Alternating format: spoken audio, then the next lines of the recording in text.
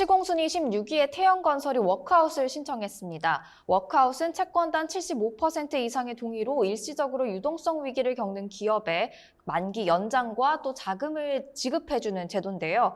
한마디로 부도가 날 것 같은 기업이지만 기업 가치가 있다고 생각이 되면 한 번 더 기회를 주는 겁니다. 태영건설은 고금리와 공사비 급등으로 착공조차 못한 현장이 많아서 대출 상환에 어려움을 겪어왔습니다. 한국신용평가에 따르면 이달에 만기가 돌아오는 대출만 4천억 원 가까이가 됩니다.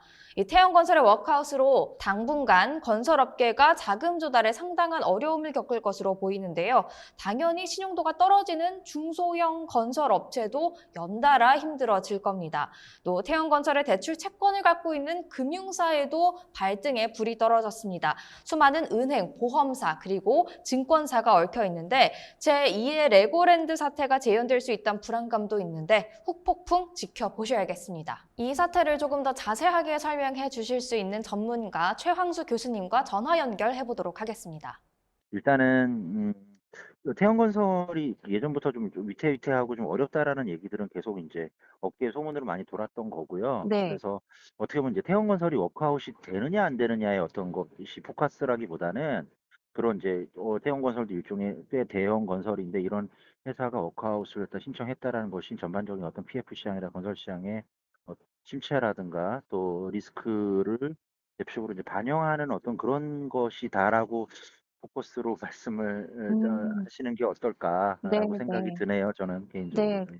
그럼요. 그건 충분히 이어질 수 있고요. 네. 거기에 대한 어떤 대주단이 형성이 될 것이고 거기에 따른 채권단들이 어떤 의사결정을 할지 워크아웃에 대해서 받아들여줘야 하는 어떤 의견을 가지고 있을지 아니면은 그냥 아예 파산을 해버리는 게 네. 맞을지에 대한 것들도 그분들의 그 채권단이라든가 아니면은 뭐 제조채권을 보유하고 있는 사람들의 하나의 또 다른 고민거리가 될 수 있는 건 사실입니다. 저는 그 반반이라고 봅니다. 왜냐면 반반이라고 보세요. 예, 왜냐면 이제 오히려 이제 회생을 시켰다가 오히려 부실의 눈덩이가 더 커지는 현상들도 있을 수 있고요. 또 이제 그것이 이제 뭐 대마불사 뭐 이런 식으로 계속 두는 것이 꼭 바람직하다고는 볼 수는 없으니까 네. 그거는 잘 이익 형량을 해봐야 될 것 같아요. 그러니까 단순하게 뭐 분위기 때문에 그렇게 한다라는 것은 조금 오히려 옛날식 방식이 아닐까 이런 생각이 들어서요. 말 그대로 실탄이 있는 회사들이야 이런 부분들을 조금 생각을 해볼 수는 있을 것 같은데 시장에 대한 마켓 파워라든가 이런 것들이 상당히 좀 큰 회사인데 일시적인 어떤 그런 어려움으로 이제 문제가 생겨서 그런 회사를 인수하거나 이렇게 했을 때에 시너지가 있을 법한 회사들을 인수하는 게 맞는 것이어서요. 네. 지금은 그런 사항에 해당된다고 보기에는 좀 어렵지 않을까.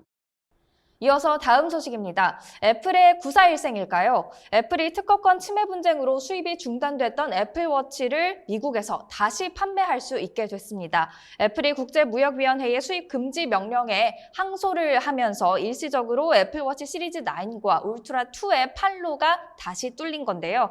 2024년 새해 이 바쁜 시즌에 애플워치 신제품을 팔 수 있게 된 애플은 안도의 한숨을 내쉰 반면 이날 특허권 침해를 주장했던 마시모의 주가는 울상이었습니다. 애플이 하루 만에 악재를 털어내면서 시장은 애플이 법정 싸움에서 큰 승리를 거뒀다 이런 평가를 내렸는데요. 애플은 특허 침해 문제를 완화할 것으로 기대되는 애플워치용 소프트웨어 업데이트를 개발하는 중이었고요. 미 당국에 제출을 했습니다. 정부가 이 변경 사항을 승인할지는 내년 1월 12일에 결정이 됩니다. 내년 1월에는 애플이 웃을지 마시모가 웃을지 지켜보시죠. 마지막 소식 확인해 보도록 하겠습니다. 뉴욕타임즈가 저작권 침해를 주장하고 나섰습니다. 미국 언론사 뉴욕타임즈가 IT 공룡인 마이크로소프트와 챗 GPT 개발사인 오픈 AI를 상대로 소송을 제기했습니다.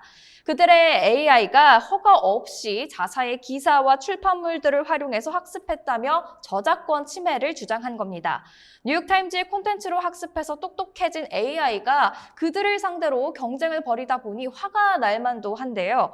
뉴욕타임즈는 저작물의 무단 복제와 사용과 관련해서 이 수십억 달러의 법적 손해와 실제 손해를 마이크로소프트와 오픈 AI가 보상해야 한다고 주장하고 있습니다. 오픈 AI도 이런 사태를 예상하지 못한 건 아닐 겁니다. 그러니 그동안 AP통신, 아메리칸 저널리즘 프로젝트, 악셀 스프링어 등등의 뉴스 제공자들과 계약을 맺어온 걸 텐데요. 이번 소송은 생성형 AI 기술의 법적 한계를 테스트하는 기회가 될 것으로 보입니다.